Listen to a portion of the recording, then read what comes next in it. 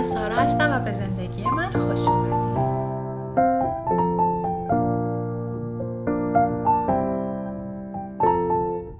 سلام به همگی، خیلی خوش اومدین، خوش برگشتین. این ویدیو سوم منه.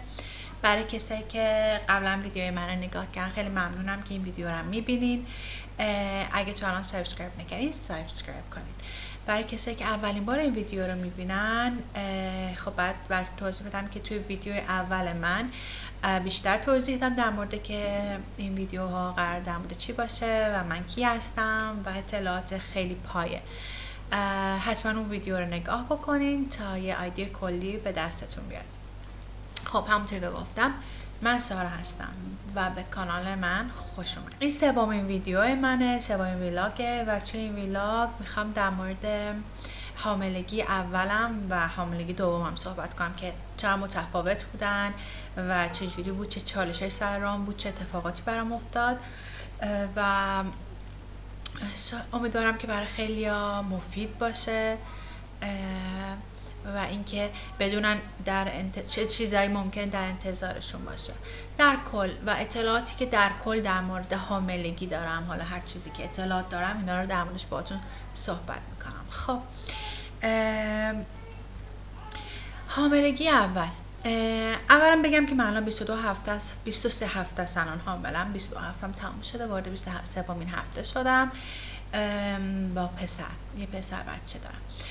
حاملگی اولم حدود 3.5 سال پیش، نه دیگه بیشتر میشه، دخترم الان 3.5 سالشه، حدود 4 سال پیش بود. حاملگی اول من خواسته بود. ما حاملگی ناخواسته نداریم، یا حاملگی خواسته داریم یا خدا خواسته داریم. حاملگی اول من یعنی میخواستیم که بچه دار بشیم، یعنی یه چند وقتی بود که به فکرش بودیم، همه شرایط اوکی بود و گفتیم خب چه بهتر که تشکیل خانواده بدیم و بچه دار بشیم. تصمیم داشتیم که بچه دار بشیم. یه چند وقت بود که پیگیر بودیم، من مثلا ویتامین استفاده میکردم و مادر من آخر بهار بود که مادر من برای تعطیلات اولین بار بود که میومد لبنان، اومد پیش ما که ما سر بزنیم.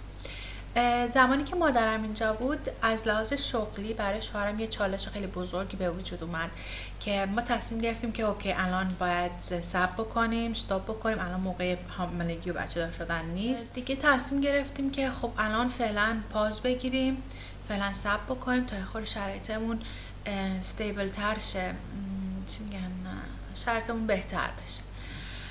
مادرم اینجا بود، قرار بود 1 ماه اینجا باشه، ولی ذهی خیال باطل که مادر من موقعی که اینجا بود مثلا حامله بودم، یعنی قبل از که ما این تصمیم بخوایم بگیریم حامله بودم. بله مادرم اینجا بود که متوجه شدم بار دارم. اول شوهرم رو سورپرایز کردم، بعد مادرم رو سورپرایز کردم که خب خیلی خوشحال شدن. شوهرم هم خیلی خوشحال شد چون که ما چند ماهی بود که منتظر بودیم هر ماه که مثلا این خبر من بتونم بهش بدم. هم خیلی خوشحال بودیم که بالاخره اتفاق افتاد و هم اینکه ناراحت نه، نگران بودیم چون که احساس میکردیم که الان موقعش نیست، یعنی تصمیمی که گرفتیم که پاس بکنیم، ولی به هر حال خیلی خوشحال بودیم به خاطر اینکه این اتفاق افتاده و همه چیز دست خداست. خب همونطوری گفتم من آخر بهار یعنی اول تابستون باردار شدم. 3 ماه اول بارداریم توی تابستون بود و واقعا سخت بود. اگه کسایی که میخوان باردار بشن برنامه ریزی دارن، یعنی خدا خواسته نیست، خدا خواسته نشه، خود خواسته بشه، یعنی واقعا دلشون میخواد بچه دار بشن، دارن برنامه ریزی میکنن، پیشنهاد من اینه که یه جوری حامله بشین که مثلا 3 ماه اول و 3 ماه آخر حاملگیتون توی تابستون نباشه. این چالش واقعا بزرگه، شما اتفاقات خیلی زیادی توی این 3 ماه اول براتون میفته و تابستون حالا اگه تو خونه هستین زیر کولرین اینا شاید حالا نمیدونم بهتر بگذره، ولی خب اگه شاغل هستین، اگه بیرون میرین میاین و در کل بازم نظر من اینطوریه، تجربیاتی که خودم داشتم که 3 ماه اول و 3 ماه آخر، خب 3 ماه اول آخر شما ورم میکنین، شکمتون خیلی بزرگ میشه، تنفس سخت میشه، سنگین میشین، کار راحت نیست انجام دادنش، درجه حرارت بدن میره بالا، 2 برابر خون تو بدن مادره، خیلی سخته. پس 3 ماه اول و 3 ماه آخر به نظر من با تجربه که من داشتم خیلی بهتره که توی تابستون نباشه و متاسفانه اولین حاملگی من دقیقا 3 ماه اول بارداریم توی تابستون بوده و به من خیلی سخت گذشت. خب در مورد ویارام بگم، ویارا خیلی بد بود. من 3 ماه کامل هیچی نخوردم. من حدود 59 کیلو بودم توی بارداری اولم، 59-60 کیلو بودم، یه همچین حدودایی که باردار شدم. توی 3 ماه اول 3 کیلو وزن کم کردم. من هیچ نمیتونستم بخورم، فقط به نون جو، اونم نون عادی، نون سفید، نه برام شیرین بود، نون جو و ماست و دوغ. روزی یه دونه سیبم میتونستم بخورم، غیر از این هیچی نمیتونستم بخورم. و اینکه به نور خورشید حساسیت داشت، یعنی ویار داشتم، اصلا نمیتونم نور خورشید تحمل کنم. من 3 ماه از خونه بیرون نرفتم، به آدم ها ویار داشتم، مگه اینکه به خاطر دکترم بعد میرفتم، اونم عصر هماهنگ میکردیم که بریم مطب برگردیم. من هیچ جا نرفتم 3 ماه. 3 ماه آشپزی نکردم، از بوی خب غذا بدم میومد. خب خیلی اینطوری هم دیگه. ولی 3 ماه تمام ظرف نشستم، خونه رو تمیز نکردم، از خونه متنفر بودم، از خونه بدم میومد. بوی سیگار، بوی قهوه، بوی نسکافه، هر نوع بوی عطر، بوی اسپری، بوی شامپو، بوی صابون. یعنی سعی کردم زیاد تکون نخورم که کسی بشم مجبور شم برم، همچون واقعا بهم فشار میومد. تمام شب و بیدار بودم چون که نمیخواستم آفتاب ببینم. تمام روزم خواب بودم، پرده اتاقم خیلی کلافت سعی می‌کردم که یعنی غروب که می‌کرد آفتاب مثلا بیدار می‌شدم. یعنی 3 ماه خیلی بدی گذشت. همش حالت تهوع داشتم، هیچ چیزی کمکم نکرد. چای زنجبیل، نمیدونم لیمو زنجبیل، داروهای مختلف، دمنوش‌های مختلف، هیچ چیزی کمکم نکرد، یعنی هیچ فایده‌ای نداشت. ببخشید بالا نمی آوردم، یعنی بالا نیاوردم، مثلا فقط حالت تهوع رو داشتم. حالا یه مزیتی بود شاید برای من. آره 3 ماه خیلی خیلی سختی گذشت بهم. فقط خوشبختانه به شوهرم ویار نداشتم، یعنی وجودش توی خونه بر من مشکل دار نبود، یعنی بدم نمی اومد میبینمش، ولی هر انسان دیگه رو فراری بودم ازش. این 3 ماه اول بارداری بود. بعد از 3 ماه هم دقیقاً 3 ماه هم که تموم شد، من شدم یک آدم عادی، کاملا نرمال. اصلا احساس نمی‌کردم حاملم تا روز آخر بارداری. اصلا احساس حاملگی نمی‌کردم، واسه خودم ورزش می‌کردم، هر روز میرفتم بیرون میدویدم، هر چیزی دلم می‌خواست می‌خوردم. فقط هیچ وقتم هوس هیچ چیزی رو نکردم، نه تو حاملگیم نه تو این حاملگیم. مثلا اینکه هوس یه چیزی بکنم که مثلا بگم شوهرم برام بخره، اینا اصلا یه همچین حالتی نبود. فقط مثلا چند ماه آخر خیلی دلم شیرینی میخواست، هر چیزی که شیرین بود برام فرق نمیکرد. مثلا من تمام اصل نمیخوردم، همین زیاد.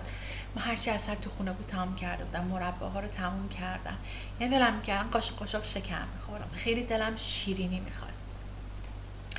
خب و خیلی سموت بود، حاملگی خیلی خوبی داشتم، یعنی تا روزی که من زایمان کردم اصلا احساس نکردم حاملم. فقط ماه آخری خورو ورم کردم، اونم به این دلیل بود فکر کنم چون که بوده چند روز قبل از اینکه برای زایمان برم من اسباب کشی داشتم و تا لحظه آخری که میخواستیم بریم من داشتم اسباب کشی میکردم، یعنی آدم نرمال. فکر کنم به این دلیل ورم زیاد کردم و ورم توی پاهم خیلی زیاد شد. بازم هیچ مشکل خاص نشم، دردی نشم، ولی خب قشنگ یه توپ، از الانم کپلتر شدم، قشنگ یه توپ گرد شدم، خیلی ورم داشتم. عکسامو که نگاه میکنم توی بیمارستان اینو واقعا اصلا یا خدای این کیه، خیلی متفاوت قیافم. عکسامو اصلا دوست ندارم، ولی خیلی ورم کردم. به غیر از این مشکل دیگه ای نداشتم، هیچ مشکل نداشتم. حاملگی دومم، خب خدا رو شکر حاملگی دومم 3 ماه اولم توی تابستون بود، یعنی من 3 ماه اولم توی بهار بود. خدا رو شکر ویارم کاملا متفاوت بود. خب به اون چیزایی که اون سری ویار داشتم ویار نداشتم. به روغن به چرب ویار داشتم، مثلا غذاهای چرب سرخ کردنی، به بوی سیر، همون بوها، باز دوباره به بوی شوینده، به بوی نسکافه، چای، سیگار، قلیون، باز دوباره همون موضوع سر بوها بود ولی اینکه میتونستم یه چیزی بخورم میخوردم، بعدش حالم بد میشد، بازم بالا نیاوردم، فقط حالت تهوع رو داشتم. خب نسبت به بارداری اولم خیلی راحت تر گذشت، ولی با این تفاوت که خب شما 3 ماه اول مخصوصا خیلی احساس خواب میکنین. من این سری خب یه دختر 3 ساله داشتم و 3 ساله دارم و خیلی برام سخت تر بود. به هر حال بعد براش غذا آماده میکردم، بعد بهش میرسیدم، بعد بیدار میشدم صبح حتما، بعد در طول روز اجازه نمیداد بهم بخوابم. خیلی اینطوری خیلی اذیت شدم. البته شوهرم خیلی کمکم کرد تو این جریان. تو این 3 ماه مثلا من 3 ماه الیسا رو همون نمیبردم، گفتم از بوی شوینده خوشم نمیاد، ظرف نمیشستم، شوهرم میشست. تمام مدت شوهرم الیسا رو همون میبرد و 1 ماهش توی ماه رمضان بود و همیشه شامش و غذاش خونه مادرش میخورد.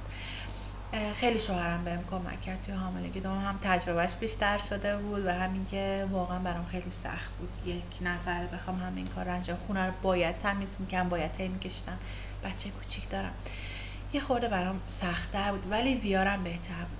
از اون طرفم وزنم موقع بارداری بیشتر از وزن سری اولم بود. وزنم فکر کنم حدود 61 کیلو اینا بودم، چون تازه از ایران برگشتم بعد از 3 ماه تعطیلات قشنگ کپل شده بودم و همونطوری که گفتم راستی این ناخواسته نه خدا خواسته بود، کاملا خدا خواسته بود. ما تصمیم داشتیم، یعنی موقعی که اولین بار که بچه داشتیم مثلا یا قبلش تصمیم داشتیم که فاصله سنی بچه‌ها اینطوری باشه و شرایطش اینطوری خیلی خوب بود، ولی اصلا وقتی شما اولین بار بچه یعنی اولین بچه رو دارین و اینا همیشه احساس میکنین که خیلی کارتون زیاده و اینکه یک بچه دیگه خیلی وقت گیره و انرژی میخواد. برای همین همیشه میترسیم، فکر می‌کنین هنوز بچه‌تون کوچیکه. برای همین ما اصلا آمادگیشو نداشتیم، کاملا خدا خواسته. تا روزی که توی مطب دکتر صدای قلب جنین رو نشنیدیم باورمون نمیشد که مثلا من باردارم، ولی خب خدا خواست و پسر کوچولومون رو باردار شدم. یه نکته رو میخوام برای خانم‌های باردار، خانم‌هایی که میخوان باردار بشن، خودخواسته ها، توضیح بدم. لطفاً اگه وزنتون زیاده وزنتون رو کم کنید. اگه وزنتون کمه حتما وزنتون رو زیاد کنید. ببینید دست شما نیست، موقعی که باردار میشین دست شما نیست. من مثلا اگه بارداری اولم وزنم زیر حد نرمال بود خیلی یعنی خیلی بد میشد برام، چون که من 3 کیلو هم من وزنم کم کردم و توی این حاملگی دوم من خیلی وزن اضافه کردم. اصلا توی 3 ماه اول بی دلیل اصلا خودم تعجب میکنم که چجوری امکان داره که من اینقدر وزنم اضافه بشه. حالا این دفترچه ها مال اینجاست، مال دکترمه، جفت دکترامم یه نفر. مال حاملگیم با الیسا و دومی حاملگی که تمام دیتیل و همه مشخصات و داروهایی که دادن، ویتامینا همه چی، آزمایش خون و وزن بچه و وزن خودم، فشار خون و همین دیتیل هایی که می نویسن این شکلیه. مثلا می نویسه من سر حاملگی اولم خب پیش دکتر رفتم، مادرم هم بود گفتم همونطوری گفتم و اصلا خوشم نیامد. هفته 5 6 بود و دیگه دکتر گشتم، یه دکتر دیگه پیدا کردم که همین که الان دکترم، یه آقای خیلی خیلی پروفشنال عالی که خیلی باهاش احساس راحتی کردم، احساس کردم که اوکیه و از هفته 11 من پیش این آقا رفتم. یعنی اول جلسه گرفتم پیش ایشون، جلسه 11 هفته 11 بود، چون هفته 6 هفته 6 اول دکتر رفته بودم که ضربان قلب بود ولی نذاشت، ما اصلا اجازه ندادن ضربان قلب بچه رو گوش کنم. مثلا مادرم هم بود اولین حاملگی و اجازه نداد من ضربان قلب بچه رو گوش کنم. خیلی خوب تو ذوقم، یکی از دلایلش هم همین بود. خب از هفته 11 رفتم، یعنی آگوست، دقیقا همین ماهی که الان توش هستیم و توی هفته 11 من 57 کیلو بودم. البته این وزنه‌ای که توی مطب دکتر من هست یه چیزی از این گنداست که میرین روش وای میستین، این مال چیه، مال گاو و گوسفنده فکر کنم، نمیدونم از این قدیمیه شاید، نمیدونم. خب من هیچ جای تا حالا ندیدم غیر از مطب دکتر با اون وزن میکنم. وزنه اون با وزنه‌ای که من تو خونه دارم 1-2 کیلو تفاوت داره. خب اینو میخوام بهتون بگم، هفته 11 که من رفتم 57 کیلو بودم. با این آقا پسر گل حاملگی دوم هفته 5 رفتم، بعد هفته 9-10. حالا بذاریم به هفته 9-10 رو چک کنیم. هفته 9 که حالا کمتر، تازه اینجا 11 12 اینجا 9 من 65 کیلو بودم، یعنی 57 کیلو بودم با الیسا، با این آقای گل 65 کیلو. هفته 6 هم 63 کیلو بودم. خیلی خیلی اضافه وزنم. خانوما خواهش میکنم حتما اول به وزن ایدالتون برسین، حتما به وزن ایدال برسین، حتما فولیک اسید استفاده بکنین تا باردار بشین. یعنی اصلا با وزن زیاد با وزن کم حامله نشین، اصلا خطرناکه، خیلی اذیت میشین. خب من یه آدمی هستم که خیلی رو وزن حساسم، کلا رو سیستم بدنم و وزنم و اینا خیلی حساسم.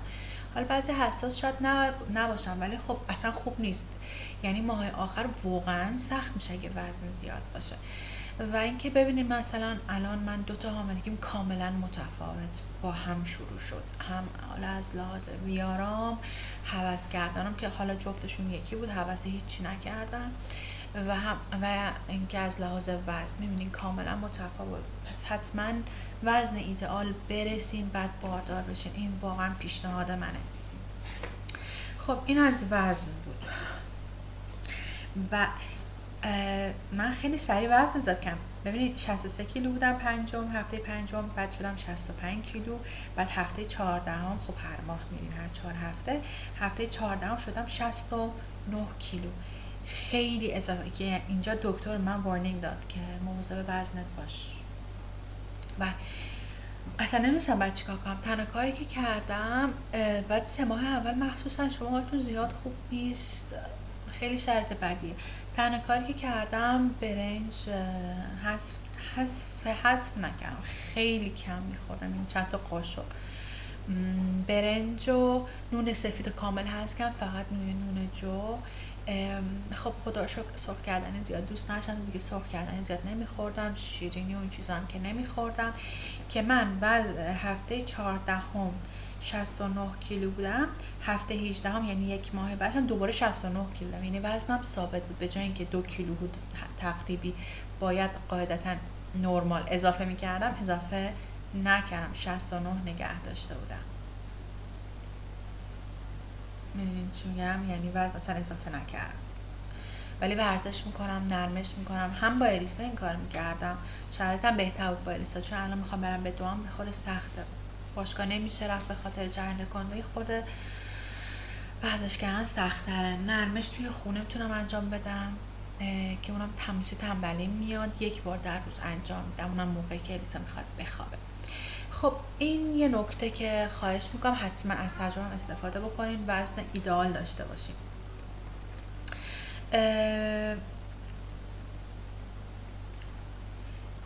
این که ببینین هر انسانی با یک انسان دیگه خیلی متفاوته، هیچ وقت خودتون رو با دیگران مقایسه نکنین از لحاظ مخصوصا توی حاملگی. ببینید ما مودمون خیلی بد میشه وقتی که باردار میشه، به خاطر هورمونایی که بالا پایین میشه، خیلی احساساتمون متفاوت میشه، یه روز شادیم، یه روز خندونیم، یه روز غم و غصه داریم، یه روز دیپرسیم، یه روز وحشی میشیم، اصلا خیلی یه جوری که خودمونم دیگه خودمون رو نمیشناسیم. اگه آقایون این ویدیو رو در نگاه میکنن به نظر من به دردشون میخوره، چون که خب این چیزا فقط زنونه نیست، این دوران حاملگی و بارداری مال 2 نفره و خانوم ها واقعا به ساپورت شوهرشون نیاز دارن تو این زمان، چه بخوایم چه نخوایم. شاید فکر کنیم که نه نیاز نداریم، اوکیه، ولی نه، واقعا نیازمندیم.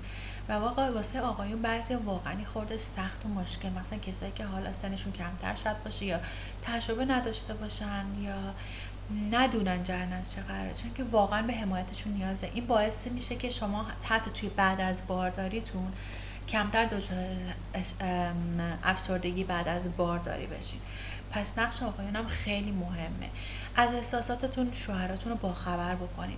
ببینین وقتی که مثلا بهشون بگین که ببین اگه من یه موقعی پرخاش کردم، اگه یه موقع بیسیک زیاد گیر دادم یا داد و بیداد زیاد کردم، این به خاطر هورمونای من. از اول براشون توضیح بدین. یا اگه میتونین مقاله پیدا بکنین، مقاله کوچیک کوچیک که حوصله‌شون بکشه بخونن، براشون بفرستین یا خودتون براشون تایپ بکنین، ولی بهشون اطلاع بدین که همراهتون باشن. و امیدوارم آقایون واقعا این همراهی رو انجام بدن، کمک رو بکنن. مثلا توی حد حاملگی اول منم شوهرم خیلی بهم کمک کرد، ولی حاملگی دوم خیلی بیشتر به چشم اومد، چون که دخترم وظیفه دخترم هم بود که بعد بهش رسیدگی میشد. پس نقش آقایون بیش از اندازه زیاده. خانوما مودمون کاملا یهو، یعنی من یه موقعی دلم میخواد بشینم انقدر گریه کنم، یعنی فکرهای خیلی خطرناک به ذهنم میرسه در مورد دخترم، در مورد شوهرم، در مورد خودم. بعض وقت احساس کنم دارم دیوونه میشم. یه روزای بیش از اندازه خوشحالم، احساس خوشبختی بیش از اندازه میکنم بی دلیل. و اینکه روحیاتتون خیلی جابجا میشه. اصلا از این جریان نگران نباشین. ببینید من حاملگی اول با دوممو نمیتونم مقایسه بکنم، اصلا متفاوتن تا اینجاش. مثلا من الان سر الیسا من خیلی فرزا چابک و همه کار میکردم، میدودم انگار نه انگار حاملم. ولی سر این حاملگی دوم من از ماه اول، یعنی 3 ماه اول که احساس بیش از اندازه سنگینی، نفخ خیلی زیاد، اینا رو دارم میگم که نبود تو الیسا. حاملگی اولم نبود، خیلی نفخ داشت معدم، هنوز نفخ دارم، یبوست شدید داشتم، بعد اسهال داشتم. ببخشید من دارم اینا رو میگم، ولی خب اتفاقاتیه که می افتاده و برای خیلی ممکنه بیفته. و هنوز هم نفخ دارم، بیش از اندازه احساس میکنم سنگینم، اضافه وزن شدید داشتم. یهو قشنگ مثلا خودم مثلا عکس و فیلمام که نگاه میکنم متوجه میشم که چقدر تفاوت کردم و خیلی احساس سنگین میکنم. من تا ماه آخر همه کارامو خودم انجام دادم، پامو مانیکور میکردم، پدیکور میکردم، لاک میزدم، ولی الان واقعا نمیتونم کار انجام بدم. بلند شدن نشستم تا اینکه تازه اینکه الان هفته 23 ممه، یعنی خیلی مونده تا زایمانم. نشستم بلند شدنم، الان ورم دارم، پاهام ورم میکنه، یه خورده زیادی وای میستم قشنگ احساس کنم ورم کردم، ولی وقتی خیلی بیشتر وای میستم این ورم بیشتر میبینم. ورم کردم، دولا نمیتونم بشم زیاد، خیلی سنگینم، خیلی زود به نفس میافتم. و پس آمادگی همه چی داشته باشین، خودتون با هیچ کس مقایسه نکنین، بدنتون رو دوست داشته باشین. بدن ما فوق‌العاده جادوییه. نمیتونم بهتون بگم که شما از چه حالتی به چه حالتی میتونین در بیاین و این بدن چجوری این کششه انجام این کار داره. شما دارین یک کار خیلی بزرگ انجام میدین، شما دارین یک انسان میسازین درون خودتون، از گوشتتون، از خونتون داره استفاده میکنه. پس شما دارین یه موجود زنده توی بدنتون به وجود میارین. این کار کوچیکی نیست، هیچ مردی نمیتونه این کار انجام بده و این یک نعمت براتون. اگه باردار هستین، میلیون نفر هستن که در آرزوی باردار شدن. خانوما ببینین حاملگی دوم من خودخواسته نبوده، خدا خواسته بوده، ولی این فکر که مثلا خدای نکرد بخوام خب الان کوتاش کنم که بعدن حال آمادگیشو داشتم انجام بدم، بچه دار بشم، این فکر به ذهنم خطور نکرد، چون که شما نمیدونید چه اتفاقی قراره بیفته. همیشه برای هر چیز یه علتی وجود داره. پس خواهشاً اگه بچه‌تون خودخواسته یا خدا خواسته است، دوستش داشته باشین. به یه علت، به یه دلیل این بچه الان توی شکم شماست. بچه رو دوست داشته باشین، بدنتون رو دوست داشته باشین، نگران نباشین. درسته شکمتون بزرگ میشه، چاق میشین، بیریخت میشین، کلافه میشین، مودی میشین، خیلی شرایط ممکنه براتون سخت باشه، مخصوصا الان توی ایران شرایط اقتصادی زیاد خوب نیست، استرس‌های زیادی ممکنه داشته باشین. خواهش میکنم خودتون رو ریلکس بکنین، درسته که حالا هم میگن که مثلا چی خدا خودش روزیشو میده، این چه حرفی و فلان. درسته آدم باید برنامه ریزی بکنه، ولی اگه اتفاق افتاد و این اتفاق افتاد، نه خودتون رو سرزنش بکنین، نه اون بچه رو سرزنش بکنین و اینکه سعی کنین تا اونجا که میشه اعتماد به نفستون رو نگه دارین و همراه بشین با این کودک، با این نوزاد. واقعا دوست داشتنی هم موقعی که تکون میخوره، از اون موقعی که توی سونوگرافی عکسش رو میبینین، واقعا لذت بخشه. خب نه این ویدیو رو نمیخوام زیاد طولانی کنم. من در مورد تجربه خودم، اتفاقی که برام توی این 2 حاملگی افتاد براتون توضیح دادم و ویدیوی بعدیم در مورد اینه که قبل که نمیشه، در دوران بارداری و بعد از بارداری منتظر چه اتفاقاتی باید باشین. در مورد ترک پوستی، در مورد گنای بعد از زایمان، حاملگی، در مورد این چیزا میخوام صحبت بکنیم. در موردی که مثلا بدن شما چه اتفاقاتی براش میفته تو دوران حاملگی و اینکه بعد از حاملگی چه کار باید بکنین. این جریان تجربیات خودم، باز من نه دکترم نه هیچی، تجربیات خودم براتون میخوام بگم. در مورد خب زایمان اولم یه تجربه داشتم و اینکه از چه چیزایی باید دوری بکنیم، از چه چیزایی باید نترسیم و چه چیزهای مفیده، چه چیزهای مفید نیست. در مورد این چیزا خواهد بود. پس این ویدیو زیاد طولانی نمی‌کنم. امیدوارم که برای من بنویسین، توی کامنت برای من بذارین که حاملگی شما چطور بوده، اگه تجربه‌ای دارین، اگه مثل من بودین. چون که من شنیدم خیلی‌ها تجربه خیلی عجیبی داشتن، هوس‌های خیلی عجیب غریبی می‌کردن. من اصلا هوس هیچی توی حاملگیام نکردم. دوست داشتم که هوس کنم ببینم چه جوریه. البته توی این حاملگی خیلی عکس غذای هندی رو نگاه می‌کنم. خب من خیلی سال هند زندگی کردم، برای همه نگاه میکنم و همیشه غذای هندی پر ادویه است و چرب سرخ کردنی، روغن زیاد داره. خیلی دلم میخواد ولی میدونم که نمیتونم بخورم اگه جلوم باشه. فقط ویار نگاه کردم به غذای هندی رو دارم. ولی اگه تجربه چیزی دارین حتما برای من توی کامنت بذارین. خیلی خوشحال میشم که با هم شیر بکنیم این تجربیاتو. اگه در مورد هر چیزی دوست داشتین من ویدیو بسازم حتما توی کامنت بذارین. من الان این ویدیو رو دارم خودم میذارم در مورد چیزایی که در مورد خودم هست، ولی دوست دارم که ویدیوهایی رو بسازم که شما دوست داشته باشین در موردش بدونین.